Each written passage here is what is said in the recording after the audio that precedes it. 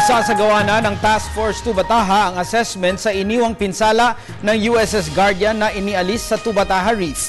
Pinag-aaralan din ng mga otoridad ang mga posibleng pananagutan ng mga opisyal ng sumadsad na barko. Si Noel Perfecto sa detalye.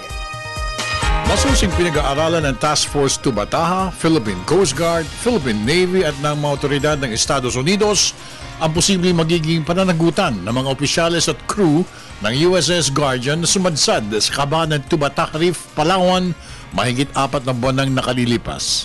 Sa isang pulong balitaan sa Palawan, inamin ni Commander Arman Balilo, tagapagsalita ng Philippine Coast Guard, na napakahalaga ng usapin kung kaya't mismong si Coast Guard Commandant Rear Admiral Isorena ang nagpasya na gawing prioridad ang pagkakasira ng Tubataha Reef upang matukoy ang laki ng damages ng bahura at gaano kalaki giging damages ng mga otoridad ng barkong USS Guardian. Kasama sa pulong sina Captain Gilbert Kurt ng US Navy, Angelique Morato Soco at Captain Eric Evangelista ng Palawan Coast Guard Command.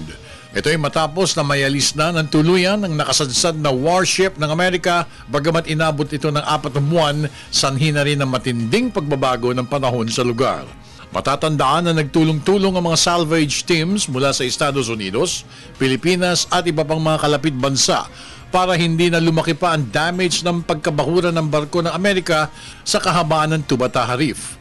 Bagamat Enero ng taong kasalukuyan pa nakasadsad ang USS Guardian, nagpasalamat rin ang pamahalaan sa lahat ng tumulong para matanggal ang nabahurang warship ng Estados Unidos sa Tubataha Reef. Para sa Telebisyon ng Bayan, ako naman si Noel Perfecto.